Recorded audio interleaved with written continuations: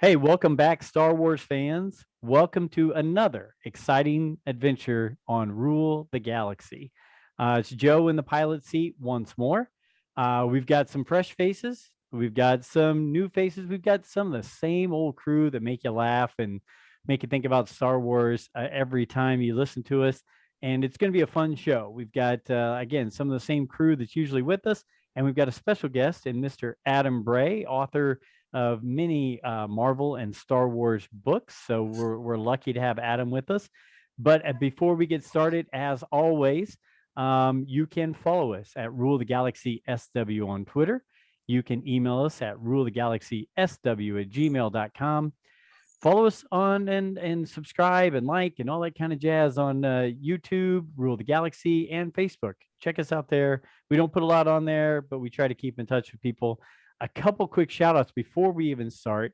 It has been great following Chewy's Cantina on Facebook. And now I know that they have a Twitter account, Chewy's Cantina, and spelled exactly like you think it would be.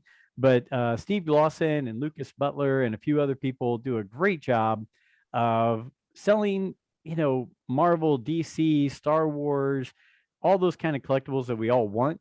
They do a great job of selling those and getting those to people at a good price. So if you ever just want to check them out on Facebook or Twitter, you can check them out at Chewy's Cantina. I want to give another shout out. As you guys mostly know, I coach high school softball. One of the young ladies on my team, her dad found out about the podcast, and he's a huge Star Wars fan. So today is probably the first time he's going to be listening to us.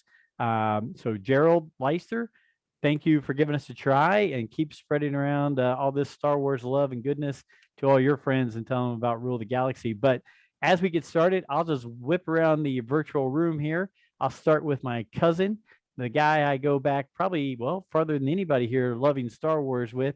Alfie, how you doing, my friend? Glad to have you as part of the show tonight. Doing good, Joe. Looking forward to another real banger of a show. It'll be lit, Alfie. It'll be be so lit. So, or as some of the girls in my softball team say, oh, it'll be cool. It'll be so cool. Anyway, you just had a birthday. 44. Yes, I did. 44. You brought kind of home the mother load of gifts. I saw on Twitter. You were promoting that. Yeah, we got some good Star Wars stuff. The kids got me. I And then especially like the packaged or the framed droid stamps. I thought that was really cool. Gotcha. Now, does the post office sell them framed, or do you have to put them in the frame? They sell them framed. Okay. Awesome. Well, it did look good. I just was wondering if your lovely wife had made the extra effort and done it herself, or just got in that way. So either way, they look great and look like you brought in a good haul for your birthday. So congratulations, happy birthday! Thank you. A few days belated, and glad you could be part of the show. Ryan Massengale, my good friend, growing up together, talking Star Wars. How you doing, Mass? I'm good, Joe. Alfie, did you have a favorite gift? I'm just curious. Do not say the Crown Royal. Do not say the Crown Royal. Well, I was going to say the Crown Royal because it was really good. But was it Star Wars Crown Royal? It was actually peach, but okay. Don't they talk about peach brandy in Solo? I know that's not whiskey, but I don't know. I don't remember. I thought the bar at the end, the little on the where they get the coaxium refined, they had peach brandy. Interesting. We're gonna have to look. That's calling for a rewatch right there. So, right. Well, good. Well, I don't know if Brent Dykeman's live and in person with us yet, or if he's still having technical difficulties. If he is, that's okay, Brent. I know you'll hop in when you can. I see your image there, but when you're ready to go, just give us a shout out. Oh, there's the man, the myth, the legend. Brent, how are you, sir? Yeah, I'm trying to get my son's iPad to work. I don't think it's been updated 2 or 3 times and he has slobber and snot all over it. So my phone's gonna die. I thought I could use his iPad and jump in. Yeah, I'm gonna have that same technical difficulty where I jump out. It's a beautiful thing. So we'll be here for while it lasts, but this time I'll make my exit quick again. You got it. Well, we'll bounce off you. Glad you're here while you can be. Now to our special guest, who this will be your third time, I think, on the show, Adam, at 3 times the charm. And I see one, you've got the Imperial hat on, which is awesome. Two, you've got the Cara Dune shirt and a lovely, is that a full stand-up poster or is it just a poster behind you right there of Cara Dune? It's a full-size standee, Man. and they're great. I love them. You can get them for just about every character. The only drawback is they're expensive. They're $40 each, and they're fragile. They're very easy to damage, so you got to take real special care with them. I would guess that's probably hard to get that framed. Yeah, it is. I get them mostly for when I do special events, book signings at like my local movie theater or at a convention or something. They're great to have. I've got several Star Wars now, and I've got a Spider-Man. I need to get some more Marvel. The only one with her, I haven't taken her out because of COVID, so there hasn't been any events, but that might be an awkward one because, some people are going to love her, some people aren't, and my hosts may love her, they may not. So she may just reside in the office. I'm not sure. That's perfectly good. You know what? I'm going to throw this out there because we've got that great standee of her behind you. One of the topics, and we just, this is a shotgun scatter show tonight. We're going at it with just random topics and lots of things going on. But I thought there were some interesting things. One, I haven't gotten a chance yet to watch the is it Running Wild with Bear Grylls with Gina. How you've watched it already? How I heard it got fabulous ratings. I plan on watching it as soon as I possibly can. How was it? Did it seem like it went well? Was it a good show? Fill us in on that. Yeah, it was real good. I enjoyed it. It was a lot of fun. Bear's really hard on the guests. He stretches all of them, but he also varies the difficulty of the show depending on the guest and how fit they are. And because because of her background as a fighter, it was pretty challenging in a few spots. And so it was great to see her rise to the occasion. And they were in the Dolomites, right? In Italy? They were, yeah, in the mountains in Italy, which not the first time he's been there to that location. I think it might have been the show that they reran a show with I forget her name, Levine or something, the young blonde girl that's on that Amazon show with Orlando Bloom that I've never seen. British girl. I think that episode was in the Dolomites as well, maybe, and that was on just before this one. So, gotcha. But it was good. Notably, there was no Star Wars mentioned at all. Really? I'm sure that was. I'm sure they talked about it originally, and that was probably edited out. But it was notably missing from all discussion. Well, because the rest of us haven't really checked it out yet, but we plan on it. I will bring this up for the whole group here, and we'll just go around the room. So, Star Wars, obviously, Lucasfilm, Disney trying to plan and get their name out there and things promoted for the Emmys. And in doing so, they were promoting the Cara Dune, Gina Carano role from Mandalorian. And, there were a lot of people that were kind of mixed on that. Either people that didn't want them to, or the people that really like her wanting them to. What are your guys' thoughts on that? One, they let her go. Should they still promote that? Or two, is there anything that I'm missing on that? Obviously they want to sell their product and everything else, but is it right or wrong for them to promote Cara Dune and Gina Carano for an award when they don't want her on the show? Alfie, Mass, Brent, Adam, anybody raise a hand and let me know your thoughts. And I'm seeing Mass, go ahead. It's right and wrong. Okay. It's I like right that. for him to. It's right for him to promote it, and it was wrong of him to do it because she's not on the show anymore, and they didn't want her. But I think she was great on the show, and I think they should promote her. It can only help her in the long run. So yeah, but Okay. it's kind of a dick move too because they let her go. Don't sugarcoat. I love it. Just say what's on your mind there, Mass.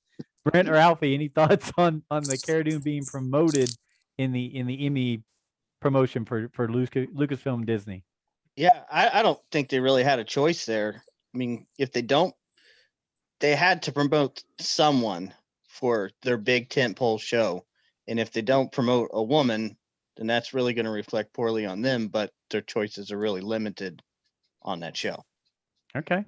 I got you. Didn't they also throw names out of pretty much everybody from that show though? Because I was, from things that I've heard, they threw honorable mentions. I don't know, but it seemed like anyone of note was given a praise for that show. If I'm mistaken, please correct me. Did they promote? Well, I know one they didn't. Just from listening to Rebel Force Radio, I thought they did a good job talking about this. The Imperial that Mayfeld took out when they were having that conversation across the table, who I thought was that scene was fabulous of the back and forth. He did not get promoted, and I thought he was one of the best bad guys we'd seen in a while, just as a new face and a new character.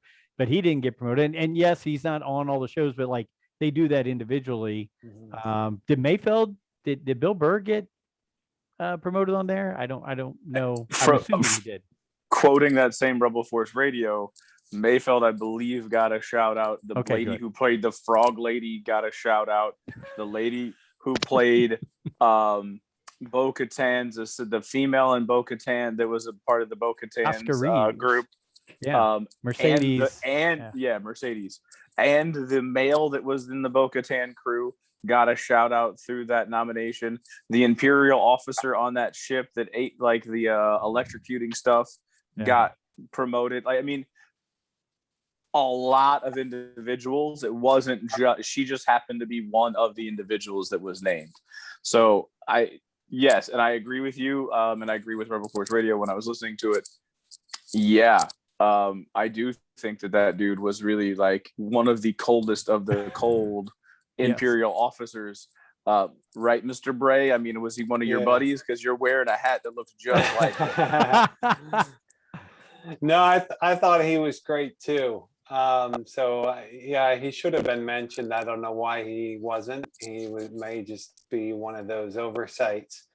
My understanding with the best supporting actor actress thing is you're required to be on like a certain number of episodes or a certain percentage of screen time. So being the only best supporting nomination, she may be the only one that meets that criteria. My assumption was that they did it because of some kind of requirement. Either it's a contractual requirement specifically with her, like maybe it's in her contract that they have to put her up for that award. Or it maybe it's an Emmy requirement that if you're going to put your show up for awards, you have to fill certain slots. My assumption is that not intimately knowing how these things work, but that it's a requirement whether they want to or not, that they had to do. Gotcha. No, I can see that. So I'll bounce from one strong female character in Star Wars to another one. The day after we recorded last week's show, it came out all over the social media scene that as a rumor, I don't know, but Daisy Ridley, Rey, making a comeback, something being a part of Star Wars again. And what do you guys think? Where do you feel on that? Did she ever say that she wasn't going to be a part? Because the only one I know that did come out for sure was Boyega. Boyega was like, I'm done with Disney. I'm done with Lucasfilms. Boyega did not enjoy his experience. He's the only one that I know of for sure, because I don't even did Oscar. I can't remember his Oscar Isaac. Did he come out and say that he didn't want to be a part of it?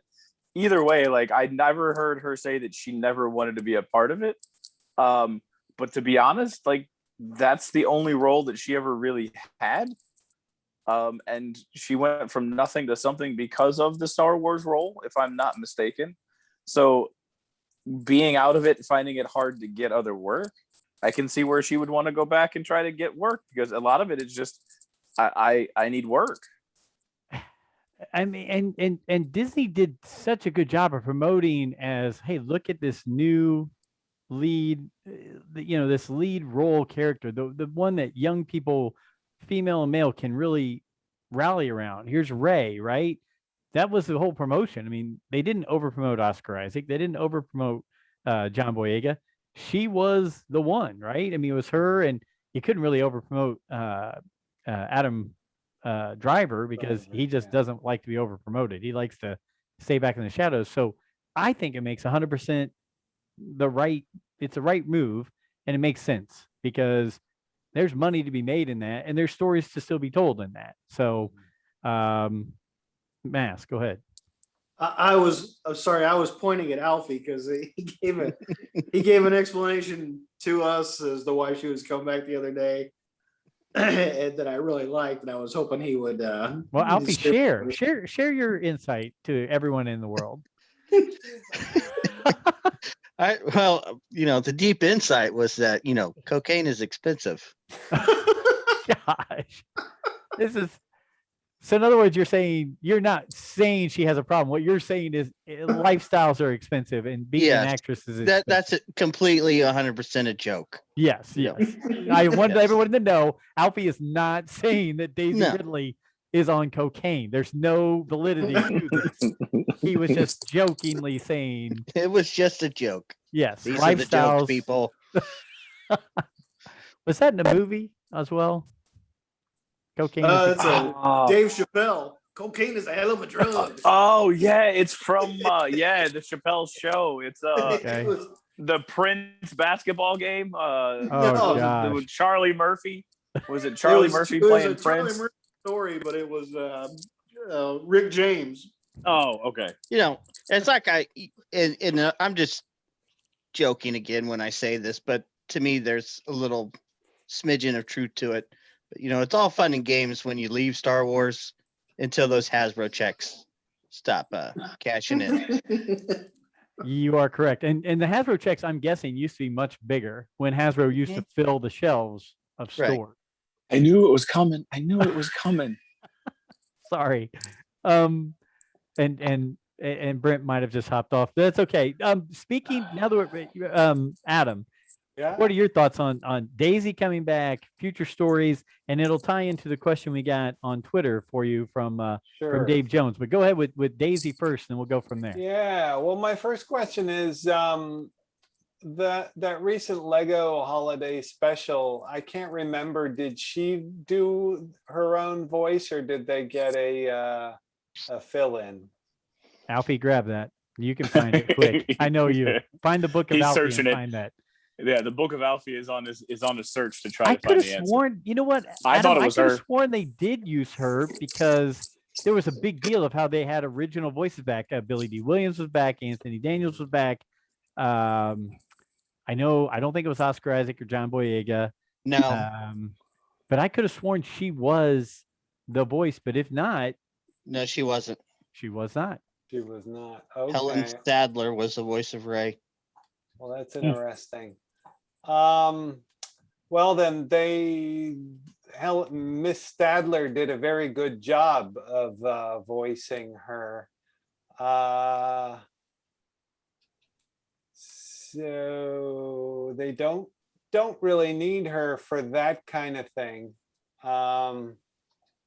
No, you're right. So I was going to say, if she did come back, maybe it was one of those kinds of things, a game or a Lego. But if they've got a good voice like that, she's not necessary. And less expensive, probably. Yeah, obviously. and less expensive.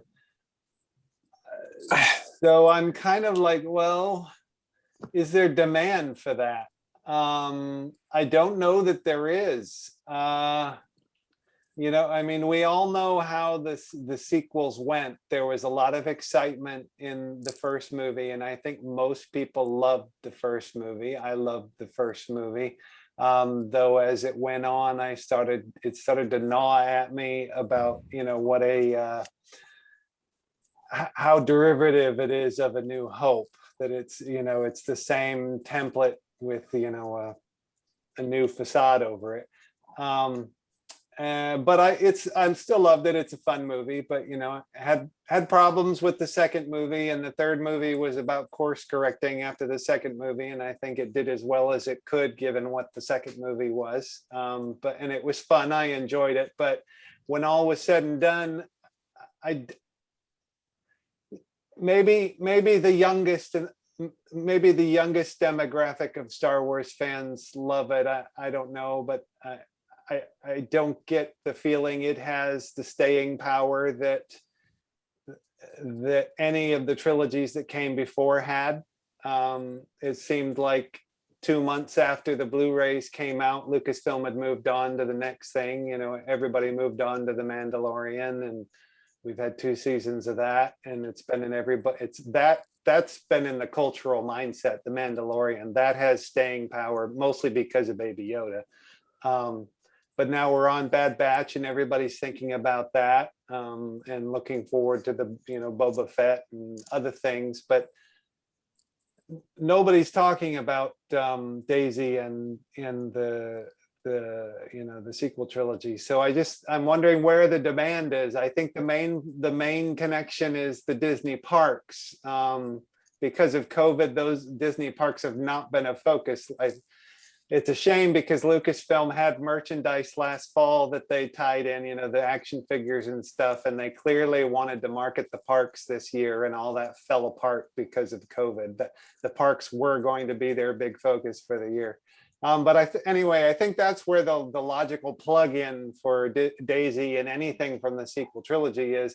I don't feel like it's a movie or a TV show or something, but of course they can create anything and put it on Disney Plus, and that'll be what people are talking about. But I just don't feel like people are crying for it right now. So I'm kind of like a lot of skepticism with this rumor. I gotcha, Brent. So my thing, so a couple things. One, I think Rey has more of a staying power. I know you got to find the segment of the fan population, right? You got to find, because at the parks there was at least 4 or 5 kids dressed up as Rey, and when Rey came out, they ran out to get their pictures taken with Rey. Rey has a draw for a certain fan population. I will say that. And 2, one of the things I think, and I think this is, we are stuck in our current societal times that the original trilogy had staying power because that was it. Mm-hmm. The prequel trilogy had staying power because that was it. Mm-hmm. The sequel trilogy came around in a time of video games, movies, or animated series where we were allowed to move on, where we are allowed to have new content. And it is a way to, it does get buried, but it's because it doesn't have that standalone time that the original or the other trilogies had. I, for one, and I know I get lame-basted by this, but I honestly think the sequels are better than the prequels in my mind. To me, I'm still an original trilogy fan, but I like the sequels more than the prequels. What? You don't like the prequels, Mass? Don't even give me that. You've watched the prequels like 3 times total. So anyways, I watched Star Wars like 500 times, but I like the sequels better. And I actually would like to see not a full trilogy, but I would like to see a future Rey and see where it would go. I'm curious as to where that would go. And it may just be because of the timeline of it. Go ahead, Mass. I wouldn't mind seeing a future Rey. I mean, I thought she was a pretty good character. I didn't think the movies were any good. But I didn't like the prequels, but I'd watch them every day of the week and before I had to watch the sequels again. Gosh. Well, Last Jedi. I knew it. I Here knew we it were going to comes. go to that. I knew we were going there. Here we go. Here we go. The round, the But bell again- is rung. Ding, ding, ding. We're But going. again, it comes back to the same thing that I think we've had the conversation. We get into the argument whenever the sequels and prequels come up, that your view of Luke, and this is kind of like what Alfie and I were talking about with his view of Palpatine, it is colored by your Star Wars world. My Star Wars world didn't involve any of the Yuzong Vong or any of the New Republic or any of the Wedge Antilles or the Han Solo books, which I'm sure you had incorporated into your Star Wars world. So my Star Wars world never had that. So my world, that Luke, I can see where it came from. I never saw where, I think Alfie said at one point that I got to get ready for when Luke just starts flying around the place. Like not just jumping, he just flies like Superman. Correct? Now, does it get to that point, Alfie? Some of the Didn't you novels, make that? he's pretty Superman style. Yeah, he can get Right. that way. So I never had that image of Luke Skywalker. Yeah, I had the fact that he stood up to his father. Yeah, I had that he had a redemption, but I never had a where he's a master, where he is the Yoda and he's training younglings. I never had that as my vision, and I feel like there's a segment of the fan base that is in the same boat as me. Like they never got that deep into the books. So Yeah, you're the people that like the sequels. very much so. Very much so. I'm not going to apologize for it. I'm not asking. I know. you. I know. We were talking about it. We were talking about it last time on the last show, I think, talking about blurring that, and Adam's brought it up about a multiverse and blurring things of just like seeing Caleb Doom at the beginning of the Bad Batch. I think we're going to a place, I think Disney's going to a place where the books and the comics are more folklore, additional, can kind of blur the image a little bit and make it how they want in either an animated series, a live action series, or a movie. They can take things out of it, but it doesn't have to be exactly like it. So speaking of that, two different things. One, I did read something the other day that Luke, and it's in a comic, so I haven't checked it out yet, but Luke, after Empire Strikes Back, was like so despondent about how he knew he wasn't ready to face Vader and all that kind of stuff, that he was wanting to start thinking about building a new Jedi Order after the Empire Strikes Back. It's in a comic, so we'll have to read it and find that out. But anyway, that was one side note. But we were talking about Rey. Alfie, you have a youngster who is 2, who lives for Rey. I think Brent's right. Yeah, we're Rey all day, every day. She wears her hair like her. Cannot wait to go back to Galaxy's Edge and meet Rey. So Talked about it every day. Yeah, I mean, there is, Brent, you are correct. There is a niche of Star Wars fandom that is like, let's go. Put a trilogy of Rey up there. Put a live action show of Rey up there. And that's fine, because I think we all agree she was a good character. We all enjoyed what she did, what Daisy Ridley did. But you're right. There's also a lot of guys my age that are like, Rey was okay. Let me see some other stuff. So go ahead, Alfie. I think Mass had the best point about this with the whole sequel trilogy actors. And I completely 100% agree. And I'm giving him all the credit for saying this, but he made the point of watching the content now with The Mandalorian and the shows that are coming out with Favreau and Filoni. Why wouldn't you want to come back to Star Wars right now? Mm-hmm. Agreed. And we could see that cool yellow lightsaber, which I think, Right? which, by the way, they're now selling at Galaxy's Edge. So Just the Black Series one, or is there an actual like toy lightsaber? It's the Black Series one. It's the real expensive one. Sorry. Right. Adam, we're talking about Daisy. We're talking about the future, all that kind of stuff. Dave Jones, the Dave M. Jones on Twitter, who is a great follower and comments on all the stuff we do. He had the question for you, and you started to answer it on Twitter, but would love to hear your thoughts on it. Again, speaking of that post-sequel kind of era, he said, if we move forward on the timeline past the sequels, he wanted to know from you, Adam, what kind of villains do you think we might see, or do you want to see in something post-sequel trilogy? Yeah, well, I think, as I said on Twitter, I think want to see some villains that are well thought out and planned. You know,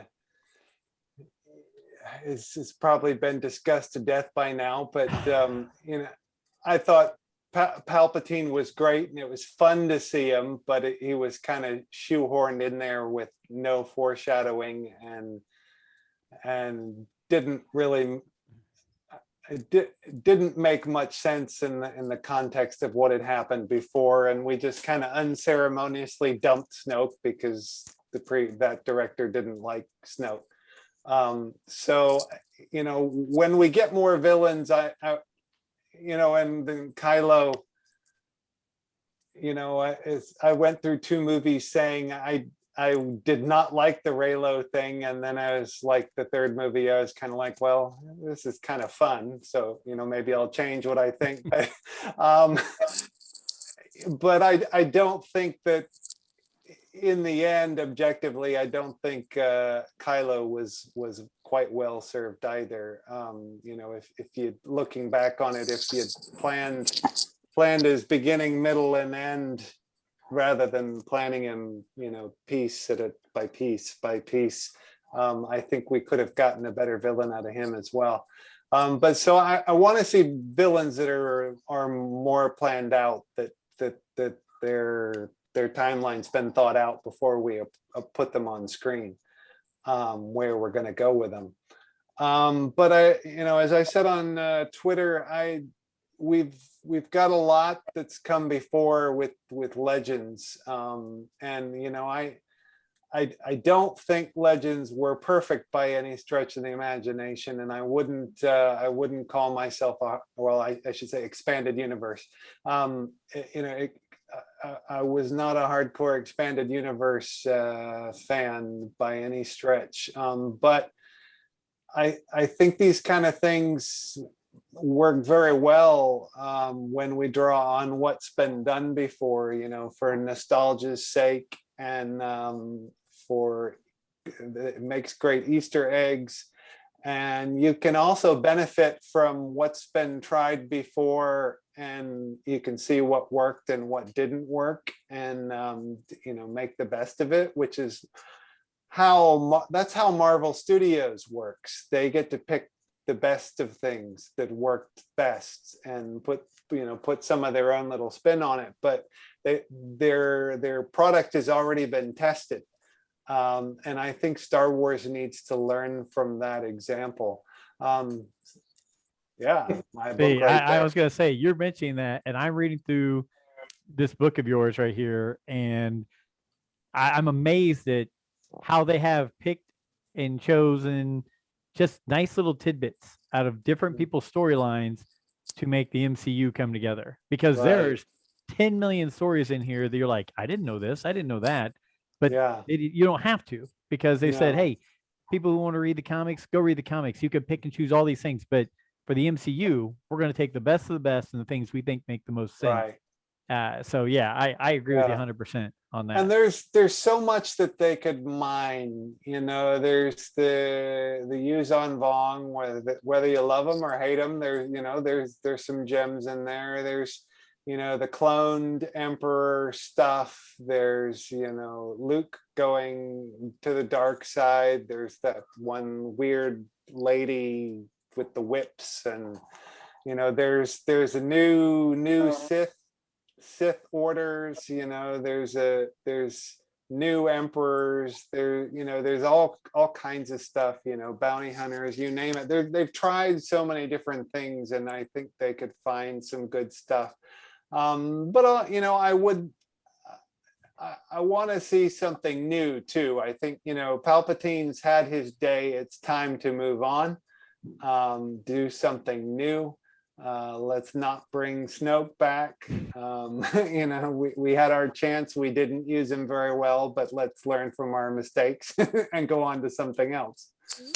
Brent is always one that says he wants the new, and while I like the old and bringing back those memories of my childhood, I'm tending to lean towards what Brent's saying there. I'll go around the room, following up on Adam. What do you guys want to see as future kind of villains for a Star Wars? Go ahead, Brent. So This is kind of interesting because I'm going to bring in the Bad Batch as I'm talking about it. Because prior to all of this stuff, a lot of it has been the good and the evil, or the good side of the Force versus the bad side of the Force, and that's what draws you in. And the reason why I'm going to bring in the Bad Batch is because at this point, the bad is the Empire. You got Tarkin, and you're getting Crosshairs, who's being portrayed as pretty much an evil dude, right? I mean, he fear will keep them in line. Fear of this battle station was the quote that came to mind just now. But basically, that's how Crosshairs kept the other troopers in line, is because he shot the other dude in the chest. And of course, they're going to shoot him because they're going to try to survive. So they're afraid that Crosshairs is going to do the same thing to him. So, in my question, I guess we'll throw back to you is: do we have to have a Force villain, or are there ways to bring in other parts? But because there's a part of me that feels like Star Wars needs a Force villain. And then there's a part of me that feels like, well, do we need a Force villain? That's a good question. Good question. Alfie, you had your hand up. Were you going to comment on something? Yeah, along that lines of do we need the Force villain? I've said before, and I still feel that eventually all these series are going to lead into the next big villain being the Grisk from the Thrawn novels. Okay. Again, it's in a book. So hit me. What are the Chiss? Are you talking about the Chiss? Which No. are the Thrawn's people? Because I know that the Right. Chiss are the. Okay, so what are the Grisk? The Grisk. Like, what are Grisk? They are like a gigantic pirate fleet in the unknown regions that he actually, I think more in the new novels, isn't he? That was his reasoning for joining the Empire, was to prepare against their possible invasion within his homeworld. I'm sure somebody like Adam Bray has it in a book somewhere, can pull it up and say, thank you, Adam, for I'm just out there on that ledge now. No, I agree. And Brent, to go along with that, Alfie, I agree on that one. I like the Yuzong Mong storyline. I thought that was cool. I was tired of seeing the Empire, the New Republic, the Old Republic, the Empire, blah, blah, blah, seeing a totally different alien culture come in and try to take over the universe of Star Wars. I thought that was a great storyline. So I'm okay whether it's the Yuzong Vong, the Grisk, whatever. And I think they're trying to play that out a little bit in the High Republic right now with the Niles, the Nihil Nihilists or whatever. yeah. Right? Yeah, that's what I was thinking too in the High Republic stuff. But Brent, you bring up a good point, because I have found that watching these shows, Clone Wars, Rebels, now Bad Batch, guys like Callus, who, yes, he turned at the end, but I thought he was a great character in the Rebels when he was the bad guy. I mean, it's cool that he turned and he became a pretty cool good guy as well, but he was a good character. And then Tarkin, we always talk about and joke about how he was in the original New Hope for 10 minutes, and we never got that played out, the full thing. But between the novels that he's been in, the Rebels, Clone Wars, and now Bad Batch, I found that I think Tarkin is one of the best characters in Star Wars, and he's not Force sensitive as far as we know, but he's a bad dude. He's got a plan, and he's a manipulator. And I think if we can get more people like that, yeah, I'm all over that as well. That would be great. So, Mass, any kind of future villain you want to see in future Star Wars movies or anything like that? Not so much a villain, but that thing you sent us the other day that said, what was it, Brie Larson? Yes. That got me pretty excited. I was ready for that.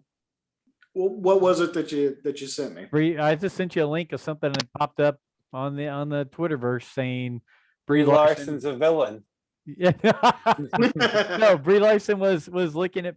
They were talking to her about Mara Jade. I mean, but maybe she's a villain. I don't know. But look, anytime we can bring up Mara Jade on this show, we always do. So Brent knows. He's probably like, he sits there and goes, Mara Jade. I read about her one time. Right. She was in the early Thrawn trilogies, which is where I was going to go with this. Is I don't have the deep-seated knowledge of Thrawn, that you guys would. I mean, I read about him, but he didn't resonate with me like he resonated with a lot of other people. I mean, there is a strong Thrawn fan base out there. In Rebels, I enjoyed his character, but he's one that I would like to see developed more. Right, there you go. He's got the 3.5 right there.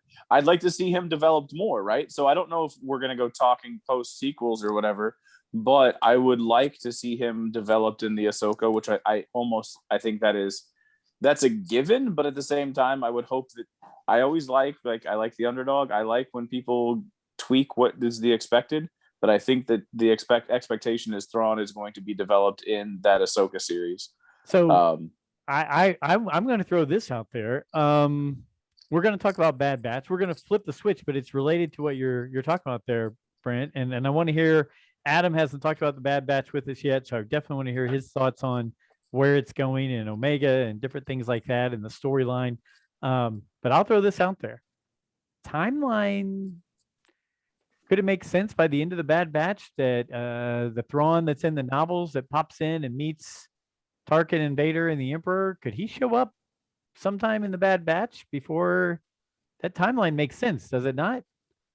And it's Filoniverse, and Filoniverse, he's already been in Rebels. I mean, I'm throwing it out there that you could see something like that get tied in there. And you're right, there's a huge Thrawn following, and what a better way to show that back and forth between Tarkin and Thrawn that really is going on, that battle to get that higher ground with the Emperor than starting it out in the Bad Batch, right? So, again, we're going to talk Bad Batch. Adam, initial thoughts? You know, you've seen all 3 episodes so far, and initial thoughts. Fear and trepidation of what might happen in the future, or do you feel like they're going in the right direction? Just floor's open. Give me some of your feedback on the Bad Batch so far, what you've seen. Yeah. Overall, I like it. I've enjoyed it. As I'd said on the Rebel Force radio, initially I wasn't intending to watch it as it dropped. I was going to step back and maybe come to it later on, maybe after the whole series had come to pass, and maybe I would come back to it. But I decided to go ahead and watch it as it came. So I've enjoyed it. I think it is so far. I feel like it's moving a little bit slowly. It's following sort of a Mandalorian template, where you've got in the Mandalorian, you've got the lone wolf with the wolf cub, and they're going town to town helping the villagers with their problems, sort of an old Western serial formula. And that's what we're doing with the Bad Batch. They haven't laid out what the goal for the season is yet. I expect we'll probably see that in the next episode or 2. So I would like the plot to kind of coalesce a little bit so we can see where we're going. I think what's going to happen is, in this last episode, we see where, what is his name? The big guy, Wrecker. He was getting headaches, and they didn't explain that. But the episode started out with Tech making a scanner for the chips in their heads. And they've talked a lot about how they all have chips, but their DNA manipulation has kind of rendered them not functioning. So I think the chips in their brains are going to cause them problems. And they're going to need medical assistance probably to remove them, which is going to drive them to find Rex, who I guess did show up in the trailer for an instant. And that will probably give them some hope that they can then go and help, what's his name? Crosshair. Crosshair. Crosshair. That'll give them the hope that they can go and fix Crosshair too, and then he can be part of the gang again. But I think that's great setup then to subvert expectations and have Crosshair not be redeemable, is my guess. But it that could create a goal for the series then to try to liberate the clone army, to liberate the other clones, which leads into something, you know, Jason and Jimmy were talking about on their podcast, which was a possible war between the clone army and the stormtroopers, which I think is a very fun idea, a final war for the Clone Wars. I think that would be very, very exciting and very epic. So neat idea. I've got some with Omega. Go ahead. I've got some We're in the concern. safe tree. We're in the Safe tree with everybody on the internet watching. If you don't want to say what you're thinking, don't say what you're thinking. I want to say what I'm thinking, just carefully. Okay. I have some concerns. You know, I'm wondering where we're going with Omega.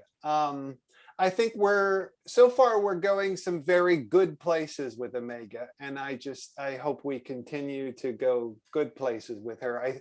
I find her a very likable, very lovable character.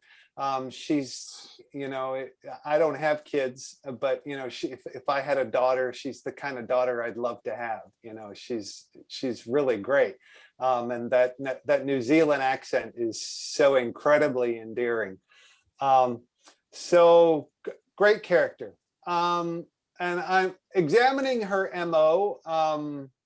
She clearly looks up to the guys on the Bad Batch, and she especially looks up to Hunter. Sees him. It's kind of like a father figure, kind of like an idol. She obviously wants to emulate him, and I think that's wonderful. That's very good, and that's very healthy for any kid, you know, to have a father figure, you know, with boy or girl, you know, and to want to be like them. So that's all great, and I hope that they will continue that. I'm interested in the medallion on her head. What's her name? Nala Se, the Kaminoan, who she's in charge of the experiments. I went back and watched the episodes from the Lost episodes season. I think it was season six. Where Fives unravels the whole. Wasn't it Tup and? Yeah, Tup had it and Fives went with him, right? Something like that. Yeah, and that's where they discover about the chips in the clone's head. And going back, you see what a horrible, evil, you know, bitch that Nala Se is. She's awful. She very calm demeanor unless you get alone with her, and then she's a horrible manipulator. Yes. With bad intentions. But anyway, the medallion that Omega was wearing is the medallion, same thing that Nala Se was wearing on her head. It's the same symbol, same way it hangs on her head. Which I missed the first time around until I went back and watched those episodes, and I realized, oh yeah, it's on this Kaminoan's head. So it signifies apparently some sort of connection or ownership, or maybe that's just what all the females wear in Kaminoan society. I don't know. I'd also on Twitter, I'd postulated, you know, the other prominent blonde lady that we know of in the Clone Wars is Duchess Satine, and it's implied that, or it's assumed that Omega is a Jango Fett clone, but we don't really know. They've not explicitly said, you know, and so I thought it was a little fun, you know, what if this is a Duchess Satine clone? Oof. You know, that because this is obviously something on the side that the Empire has not commissioned because it's being kept secret from them. And I thought it would be fun. Well, what if Duchess Satine wanted like a child of her own because she's not married, and maybe a little forbidden love child with Obi-Wan, and mix a little Jedi DNA, because they implied she's got some Force connection there. And wouldn't that be a good juicy, titillating sort of bit of intrigue there, and what fans would all love. But anyway, I'm kind of getting off track here. You just made Joe's day, by the way. Like, that, just throwing that nugget in there made Joe happy. The whole love child of Satine and Obi-Wan is a secret wish that he's hoping comes out in the Kenobi series or something. I don't know. He's hoping that did happen. Well, the Duchess is coming on our show next week. So Jessica from Tales of Darksaber Light, she'll be on our show, and she will be so happy to hear that. So I thought I saw Joe's old face there for a second. Well, see, that story with Obi-Wan and Duchess Satine, I think that's what most Clone Wars fans want to see. And they could go back and do a series at any time, but being that this shows a continuation of the Clone Wars, the story's moving along, so we're not going to get that story in this series any other way. And it's a great way to go back and bring that back in when I think most fans want it. So I know I'd love to see it. So you said that Homegirl Nalase was cold and calculating and manipulative, but that's from a certain point of view, right? I mean, because to her, these are just 3.75-inch figures. They are nothing more than Kenner plastic. Right. Like, they are clones, but they are nothing more than her producing her plastic toys to give to somebody else to play with. So you say that and it comes across as cold and calculating because she truly could care less about them as individuals. She's doing what she was told, or she was doing what the order said to do, and this is what the order said to do, and there was a mistake, right? Because I think what happened was the chip got wired too early, and there was a mistake, so she got mad at whoever was making the mistake and said, "This can't happen again. We got our contract, right? Our Hasbro contract will get canceled if we don't make it." Right, I had to throw it in there, but like, our contract's going to get canceled. So I'm looking at it like when you mentioned that, it's like, yeah, but if you're looking at it like, they are nothing. They are clones. They are as useless to her as battle droids are to the rest of society, right? The battle droids I always thought were just like tin cans and throwaways, and they kind of are. Alfie, I saw you. Alfie, go ahead. Wasn't she doing some off the books kind of stuff for Palpatine though? She during was the Clone Wars too. Yeah, she what was it? They talk to Dooku, to Darth Tyrannus, they call him in the Clone Wars episodes. So so even while they're dealing with the Republic, they're still dealing with this. Didn't they ship the Zillo Beast off with her too? Was it her or was it another scientist? I think it was another female. Was it another one? Alien, yeah. I couldn't remember exactly. Well, one of the fishy type aliens. Yeah. So we've gotten kind of deep on the Bad Batch there. I like where you're going with this stuff. I watched this most recent one to kind of follow along with some of this stuff, and one of the things that stood out to me was bringing in those. Well, first of all, Rampart. Okay, Rampart, decent character. I'm guessing they're going to move Tarkin further back and put Rampart more in the forefront, so we're going to see him more often as he's kind of running the show on some things. Two, you hit on it with the Jimmy and Jason talk from Rebel Force Radio. Alfie's been saying, when we watched the first episode, he was like, I feel like something big's going to go down and the Empire is going to come and blow away Camino. They're going to come and they're going to say, we're not going to have this batch come against us. So as we get stormtroopers, as we keep building our military, we're going to clear out the only foe that could build an army and come against us. So I like the things you're thinking there because I think that all matches up. That there could be a final battle and a war, and it could be right there on Camino. So, but the other thing that was brought up was those new stormtroopers, those elite troopers that were under Crosshair's guide on that mission to Onderon. They talked about getting paid. They talked about meals. They talked about a roof over their head. And it started to make me think about the Rex scene in Rebels when they first go to meet him. And you guys tell me, I haven't rewatched it since this, but I have a feeling that the Empire didn't kill off all the clones. They kind of decommissioned them and sent some of them off. Brent, you watch a lot of Rebels. Wasn't it something about, hey, they kind of said, hey, go off to retirement. We're going to ship you off to this place, and they could still keep in contact with them. That's why. Yeah, because Gregor got back in touch with them. Yeah, whoever wasn't the crazy one, the one that wasn't the crazy one, is the one who was saying that the Empire is going to come hunt us down because they know the rebels are here with us. So they sent the message off to Callus, which brought them the Empire back. So yeah, they were just decommissioned.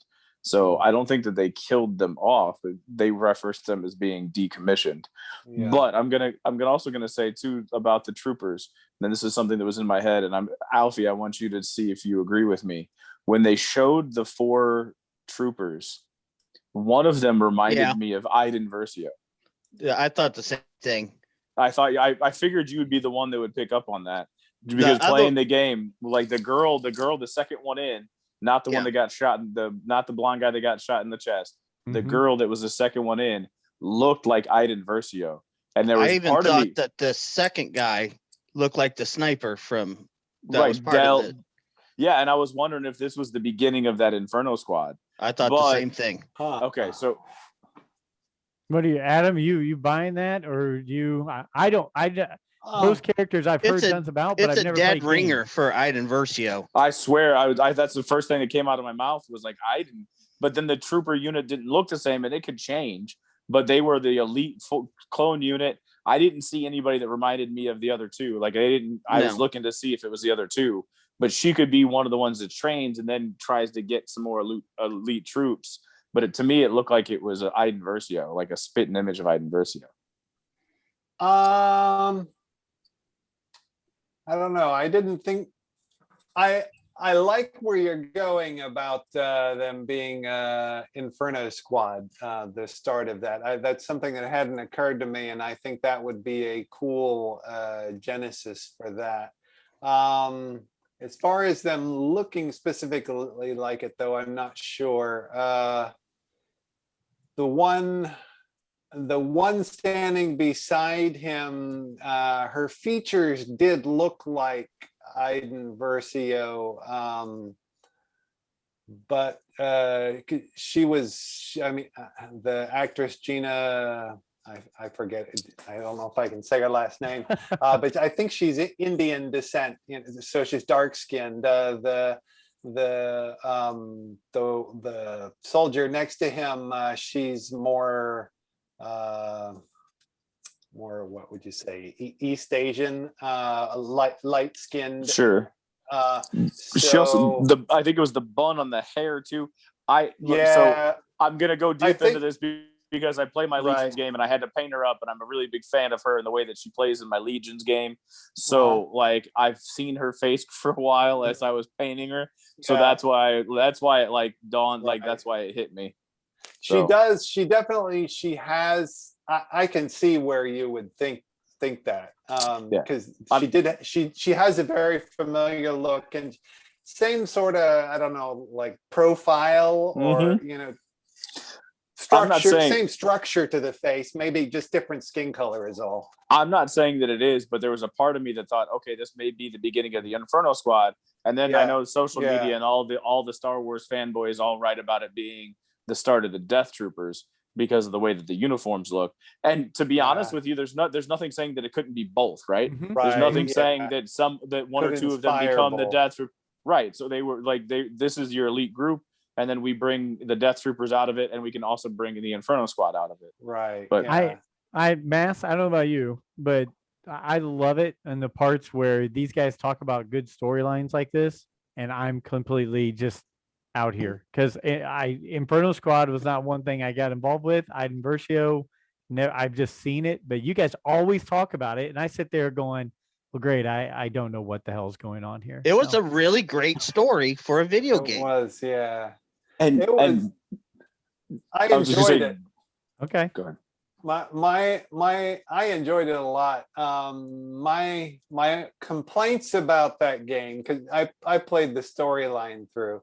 My complaints were the story was too short.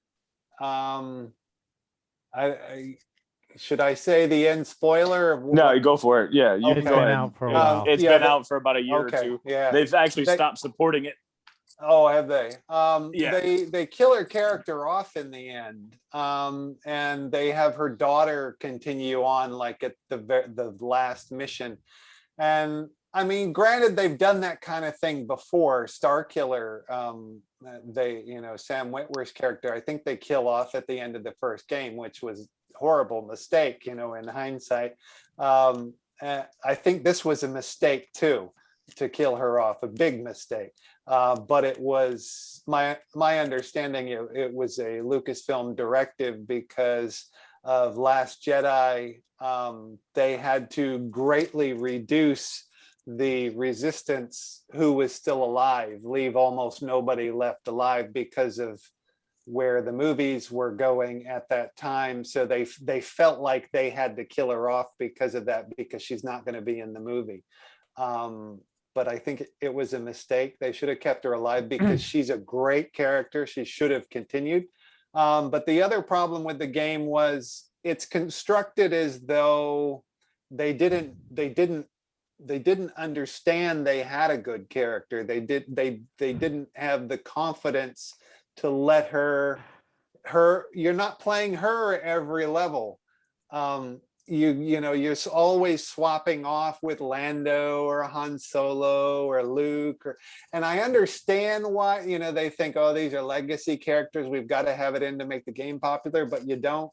Gina Gavankar, her Iden Versio was such a good, strong character with a good story. You should have been playing her every single level. So they didn't show the confidence they should have. But I mean, other than that, those structural problems, she was a great character and I want to see more with her. I want to see more with Inferno Squad. It was all very well crafted. I'm just going to throw this out there because I just started laughing listening to the conversation, not because it wasn't informative, but because I think we've learned from past Star Wars that even George, who celebrated his birthday this last week, even George can take a very good character and make the mistake of killing them off way too quickly. Yeah. Now, I don't know if in this video game, Did she Versio falls down fall 1,000 feet? because that means she'll be back involved with something very soon.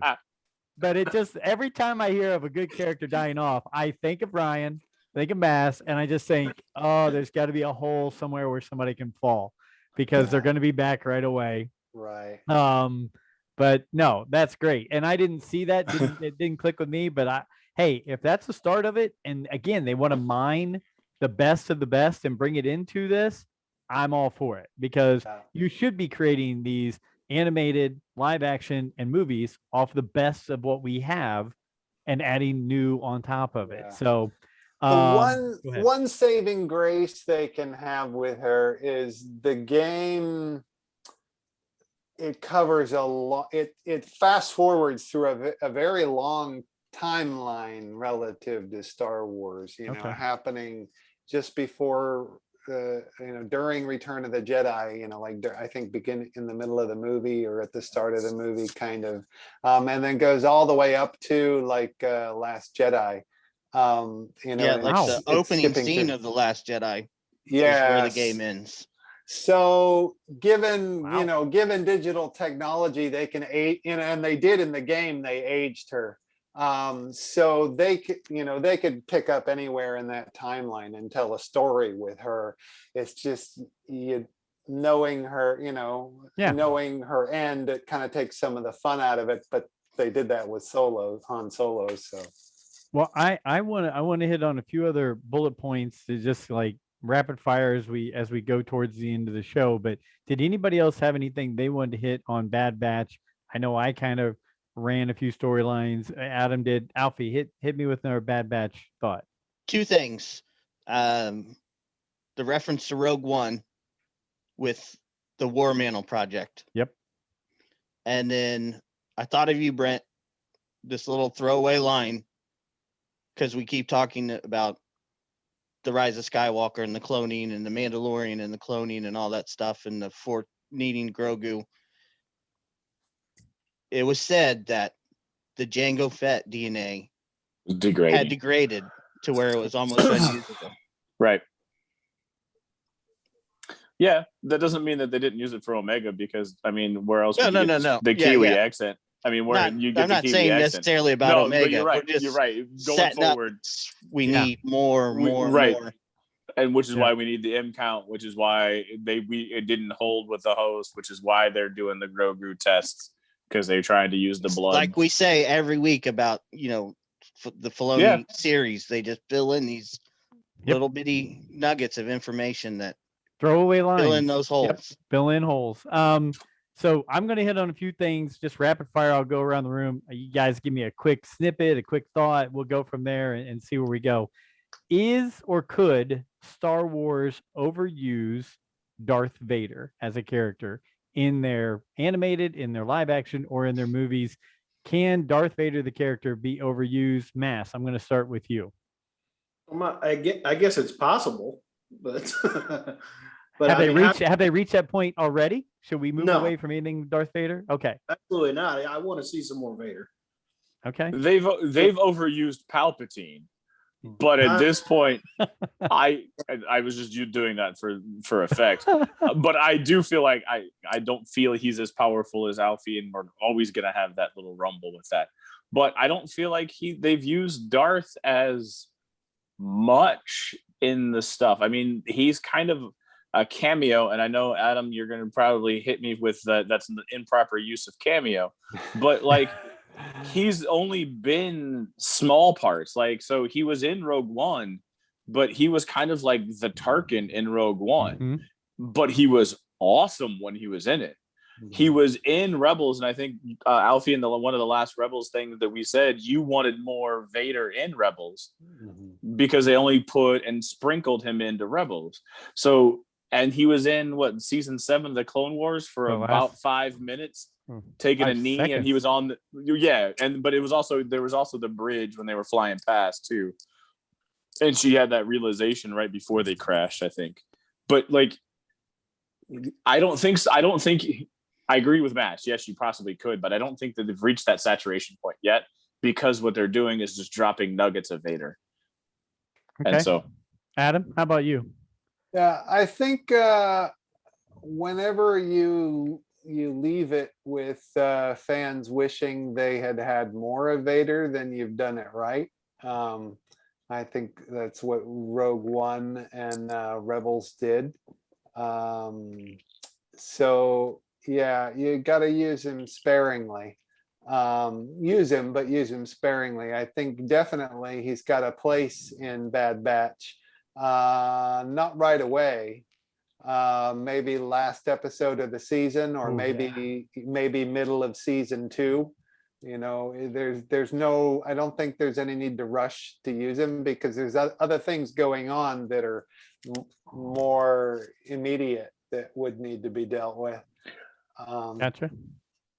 Okay. I think comics I might argue that he's being overused, way overused in publishing. I agree on the comics. Now, novels, I think the novels I've read has been great of him, but you're right. I think having this line, while people say it's a great line, I think they've gone way, way deep into this stuff there. Brent, before too much information. Yes, Brent, before I get to Alfie, go. So I want Alfie to speak, because I had a thing about what I would like to see in Bad Batch, but go ahead, Alfie. I think I agree with you guys that, you can't really overuse them as long as you use them sparingly. But then we all want that Vader hunting down the Jedi series. Hmm. So it's kind of a give and take there.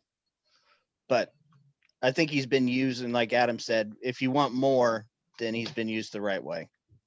Agreed. Go. I Brent. just would like to see how Tarkin has the power over him. I want it hasn't been shown in, I'm sure it's probably in a book or in a comic, but as far as the visual, we know that he is basically the lapdog to Tarkin in A New Hope.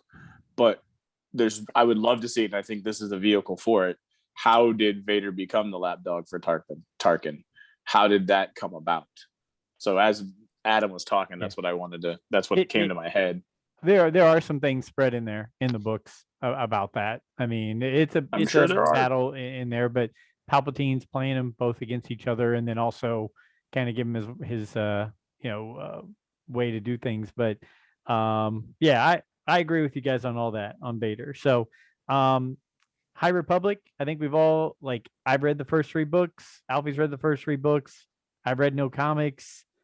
Mass, Brent, Adam, have you guys read anything to do with High Republic yet? I looked at the cover of one of the books, but that I have not read any of the books. No. I flipped through one of the comics at Comic Book University the other weekend, and when I said flip through, I went through just to kind of see a couple of the panels. I'm still holding out hope that they turn it into an animated series. Okay. Visual. Right. I'm interested in the topic, and it seems like the comics have been more well received than the novels, from what I can gather from my social media webs. I feel like the comics are more well received than the novels, so that leads me to hope that they could turn some of that stuff into a visual cartoon. And if it's a cartoon, if it's cartoon like Resistance, it's cartoon like Resistance. I don't care. I just kind of want to. I'm curious, but I just don't want to have to read it. Understood. Adam, real quick, Matt, we'll get to you back in a second, Mass. Go ahead, Adam. What thoughts on High Republic? I've not read anything. I only know what I've seen online. There's some rumors of action figures coming, but I don't know if there's real evidence for that or if it's just some wishful thinking by a couple of people. On the one hand, I'm surprised there weren't toys launched with it when you look back to Shadows of the Empire. Yep. And they kind of built this up like this was going to be their Shadows of the Empire, but Shadows of the Empire, that included games and music and toys and probably some other stuff. And that part's lacking. So yeah, I think it might have been a problem of Hasbro's got too much on their plate of other things they need to cover this year. Maybe late fall or early next year we could see something. But not having read any of it, I don't really care about the toys plugged into it. So Mass, you were gonna say something. I'm sorry, go ahead. Do you guys the first episode of Bad Batch I felt was like season 7 of Clone Wars. I thought it was badass, and then I've liked the next 2 episodes, but I haven't felt like they were up to that level. Do you guys feel that way, or is that just me? Yeah. Same. I felt like it, like the first half of the basically the first episode was 3 episodes clumped together. I felt like the first 1 or 2. Part 1 and part 2 of the 3-part was really exciting. Then it kind of slowed down as it got towards the end. And then these last 2 separate episodes have been slow. So yeah, I'm hoping the next episode is the one where they go to that planet with Agrabah from Aladdin, and where we meet Ming-Na Wen, and and we have the Zygarians with the whips and stuff. That looks like an exciting episode. So I hope that's next. Yeah, I think just like with the Clone Wars, we've all talked about it. We all love the Clone Wars, but there were definitely peaks and valleys in the Clone Wars. Yeah. There were, There's definitely things in these episodes that have been Yes. good. I mean, it was great to see what happened to Cut LaQuaine and his family, and go back to characters we know. Yes. And it was interesting to see how these, this new elite squad is the replacement of the Bad Batch, and how dark and disturbing it was. That was a change. With I don't know that we've ever actually seen civilians shot directly on screen, civilians with a face. That was kind of new and dark. Yeah, they always said that George Lucas always wanted to make sure the people that were really getting shot had masks on, right? Yeah. I mean, whether it was the battle droids, stormtroopers, the clones, almost faceless, to where you didn't have the same feel of a in touch, right in your face kind of person. So I agreed. I think that's why stormtroopers exist. That's why they have masks, was so he could shoot them a lot. So I agree. And then that's, just like, let's think about it. The end scene with Luke coming back in Mandalorian. What did he destroy? He destroyed those Droids. the dark troopers, right? And so it wasn't Luke coming in being that vicious. So a couple other things.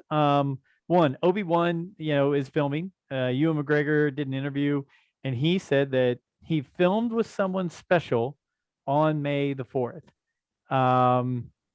If you had to guess who that person was that he filmed with on May the 4th, who would you think it would be in the Obi-Wan Kenobi series? Brent, I'm going to start with you. Windu. What? Mace Windu? Mace Windu. He fell. He fell 1,000 feet. Oh my god! He's so alive. No, I just wanted just to see if Mass would react. I love it, honestly, it's fun. I heard that, and I have no idea. Heck, it could be R2D2 at this point. Like, okay, even though he said he doesn't remember owning a droid and doesn't remember them, it could be R2D2. Okay. Mass, how about you? Who would you want or think it is that he filmed with on May the 4th? I really don't. I don't know. I don't know who that could be. I mean, it could be anybody, but nobody's really popping into my mind. Alfie? What do you think? Is this like what we really think or what we wish? Give me both. Give me a two-shot. Rosario Dawson. Oh, Really? Sure. Okay. is that what you think, or is that what you wish? That's what I wish. I want a little flashback action. Yeah, Okay. I could. I mean, it could also be non-flashback where she comes and visits. Okay. You never know. Because she's alive in Mando trying to hunt down Thrawn and Ezra in the Jedi episode or whatever. That's 5 years past. 5 years past Return of the Jedi. Right, which is So, this happens. This happens 9 years before A New Hope. So yeah, I mean, so it's well within her timeline that she could come back and meet up with him. All right, Adam, what are your thoughts? Who would be that someone special he was filming? Either your want or your thought of who it would be. Well, I'm kind of tainted by having listened to RFR and Jason and Jimmy reason it out.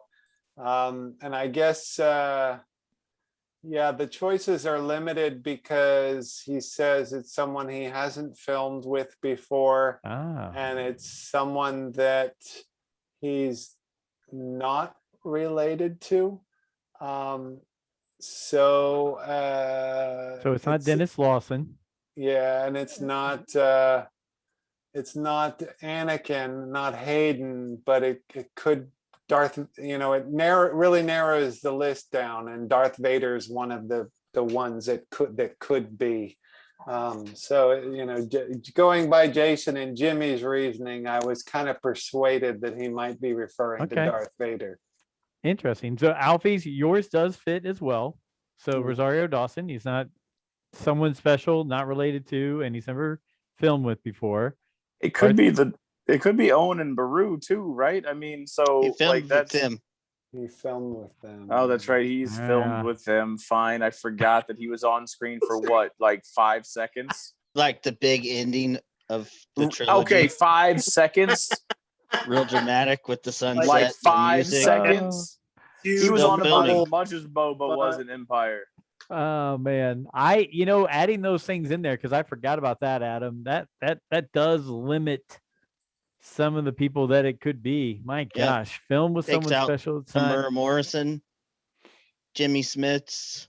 Wow, yeah, it takes out a Oh, lot he of did. people. Oh, it can't be. Then it can't be Mace Windu either because he filmed with Samuel L. yeah. Damn it. That means Mace might still be dead. Oh, he's alive. He fell 1,000 feet, right?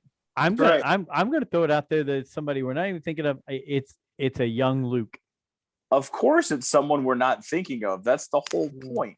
I mean, he's not related to Could be. Luke. He's never filmed with Luke before. He filmed with a baby, but it's not the same. They're gonna use the same person who was a baby in Revenge of the Sith. So They can bring Jake Lloyd back. oh goodness. I'm joking. He's He's like 25 now, isn't he? no, he's older. He's than dead. that. No, he's not. He's not dead. Okay. Dead to me. All right. He went to high school right down the road from us, Carmel High Did School. Yeah. So, Did he really? Jake Lloyd Yeah. was in Indiana? Yeah, he went to high school there. Had no idea. You know what? I'm going to finish on this one and see what you guys think because I want to make it. I want to make it something of a goal for all 5 of us that are sitting here looking at this. Now I don't know how attainable it is, but I at least have to put it out there. Celebration 2022 has been made May 26th through the 29th in Anaheim. One, do you want to go? 2, would you go? 3, would any of you get permission to go, or could we take significant others and make it to where they enjoy themselves while we go to Celebration?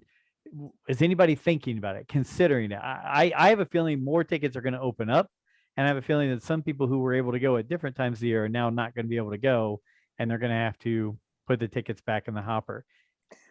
Man, these people are fanatics, the ones that go to this thing, dude. They're going to readjust their life to make sure that they can go.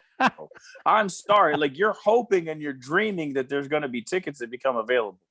I do not think that that's possible. With that being said, if Papa Joe wants to foot the bill, Uncle Brent will join with him. Okay. I would love to go, but I can't go to Anaheim. Like, it's expensive, man. Carpool. I mean, anything. Can I you mean, imagine the filming and the road trip of that? So, okay. So that's Brent's thought. Mass, what about you? You think Kelly would say, hey, let's go. I want to go check out Anaheim and let you guys go nerd it out at Celebration for a day or two? I don't think that's going to happen. No. I do not see the green light coming on that one. Okay. She'd probably be down to, I'm sure she'd be down to go into California, but I'm not sure I'd make it out of there to get to the Celebration. It'd be fun though. Okay. Adam, have you been to many celebrations, Adam, or have you been to any? And would it be something you would consider in 2022? Yeah, I think I've been to 4 of them, including London. I've only paid for one of them. Well, I need to hang with you. Yeah. I guess the last one was that in Chicago. Mm-hmm. I didn't go to that. I'd like to go, but if I've got to pay my own way, I don't know that I would. Understood. After having been to a bunch of them, and it's, like it's been said, it's expensive and it's a hassle to travel out there. So if I were invited, if somebody was paying my way, I would definitely go. Right. Okay. See, that's why if Papa Joe wants to foot the bill, I'll gladly accept. I'm thinking out loud. For you listeners, I think, We mean, if we appreciate can get you a listening, Patreon but start, go fund me for Rule the Patreon, Galaxy. Patreon account. Okay, all right. I'll look at that. Alfie, how about you? Yes. I knew that was coming. Answer. I knew that was coming. Okay, all right. Will Yeah, you wear your Boba Fett hat that you ordered? Will you have it by then? the helmet. The Yes. Boba Fett helmet? Okay. Should. It's next Yeah. year, right? Yeah. Mando should be here this month. Boba Fett should be here in January. I know. I just want to keep bringing it up every now and then. Yeah, it That's one of my favorite stories. Yeah. Yeah, you love to stick it to the book of Alfie. So real quick before we start closing shop here, one, I want to say there was a nice person who left a gift for Nick. Nick could not be on the show tonight. He's traveling, but he went into church on Sunday, and someone left him a Black Series Mandalorian helmet as a gift and just said, thanks. And we know how much you love Star Wars. This is for you. And it was anonymous. So if you're listening to the show, it was very appreciated. And Nick has been filming himself with that helmet on left and right since. And I have a feeling on the next show, he'll be wearing the helmet. But I think his wife's question was, where are you going to put that? And he looked at her and said, my head. So thank you to whoever did that. And then to Dave Doc at DDoc42. One, you're a great follower on Twitter. Two, you've been great to interact with, and you've listened to us for over a year now, and we appreciate it. But he is taking our logo and making it into a sign, and it's finished, and he's going to be shipping that out. So I will be putting it somewhere up here behind us so you can see that and show off the woodworking he did on it. It's gorgeous. I'll post it out there on Twitter to let people see, but well done, Dave. It just, and anybody who wants, follow at DDoc, DDOC42 on Twitter. He does a great job, and he does a lot of fun things on Twitter, and he's always got good comments. So yeah, I saw it. It looks amazing. Yeah. So I'm excited. I hope he kept the plans for that, because he might want to order one. Yeah, no, Alfie's gonna make one in his garage. So I'll go around the room, give everybody closing thoughts, give your parting shots. Adam, you being our special guest tonight, one, thank you for doing that. We truly appreciate it. It's your third time around with us, and I think you've taken the lead you've tied T-Bob from ESPN in Baton Rouge. You and T-Bob are both the leaders in the clubhouse now with 3 visits to Rule the Galaxy. Any closing thoughts, anything that you can promote, anything like that we can help you with before we shut down things for this week? Sure. Well, I always appreciate orders of my books, which when you get them directly from me, you get them signed and personalized. I've got Star Wars books. Let's see, I've got the Star Wars Visual Dictionary and the Marvel Encyclopedia there. I've got Star Wars, Ultimate Star Wars, and Star Wars Absolutely Everything You Need to Know. I've got the Marvel Studios guides as well. But those orders help me a lot. So if people are interested, they can contact me either Twitter or Facebook, or email is Adam Bray at worldsbydesign.com, all one word, no hyphens or anything. There you go. No, Adam, again, we really appreciate it. I mean, we just, we love talking about Star Wars, but to have somebody who's been heavily involved and talked to people who are involved with Star Wars and written about it, it just means the world to us that you would come on and share your time. So thank you. And sure. I'll make sure we get all your stuff out there in the show notes and the tags and everything like that on Twitter. So thank you for that, sir. And whenever you get a second one of those Cara Dune stand-ups, I'll give you my address and you can send it my way. Sure. Alfie, how about you? Any closing shots?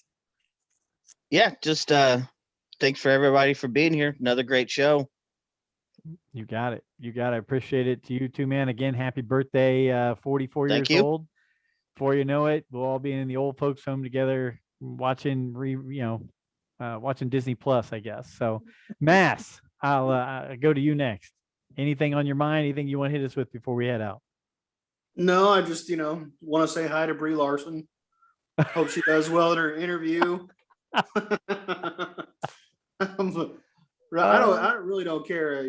I just want to see Mara Jade on the screen somewhere. Brie Larson, I've only seen her in a couple things, but I enjoyed both of them. But whoever they could get to fill that role, I'm all in. So Okay. You got thanks it. for everybody for listening. You got it. Mara Jade for life, Massengale, right there. There you go. Biggin, Brent Dykeman, hit us with anything closing shots. Thanks for sticking around the whole time, by the way. Yeah, I was able to get the iPad up and running somehow, some way, by the grace of all of us.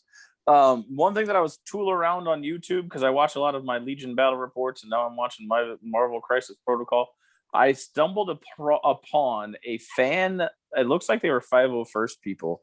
A fan-made movie called Buckethead, and it was a movie that was released it's like 12-minute movie that was released in 2018, and then they released another one based upon like the Mandalorian scout troopers that were joking around, like the David Sudeikis one, trying to shoot at the thing, and they couldn't hit it. So they did another one of those, and now they're in the process. They are Patreon supported, to fan supported. The graphics and the visual effects are amazing for a fan fiction, but they have a Buckethead that's going to be, I think, 5 or 6 episodes that they're going to release every now and then, that take a group of stormtroopers. Right, the first episode of their episodic version was right at Endor and the Death Star 2 blowing up. So you look up and it blows up, and it's going to follow them through to Jakku, I believe, is where they're going to end up. Okay. And just as the transition happens, and I think that they're 501st people because their stormtrooper armor is legit, and everything looks great. Like it's amazing to watch. It was 12 minutes, and then they kind of talk about it as they try to build their Patreon support. I wish I could remember the production company's name to give them another plug, but if you search Buckethead on YouTube, 12-minute, it's worth the watch. It was really well done. Good. For a fan-made show. Good. It's always good to keep finding those nuggets like that. So thank you for bringing that up. We'll make sure we, if you find the links or whatever, send them my way, and we'll make sure we tweet them out to everybody. So, you know what? It's been another great night. I thank you guys. We could talk for 3 and 4 hours, but we all have lives and jobs and people needing us to do other things. So we don't get to do that for as long as we want. But thank you for another week of listening. Thank you for being a part of what we're doing. Hey, the numbers keep going up. You guys, somebody out there is listening, and we appreciate it. We appreciate the comments on Twitter. Just follow us, again, on Twitter, Rule the Galaxy SW. Email us with, bring your topics and ideas you want us to talk about the show. Email us at ruletheGalaxySW@gmail.com. Make sure you go buy books from Adam Bray because they're awesome. And I've got mine here, and I check it out every night because it's so much good stuff in it. But to the rest of my crew, thank you for always being here.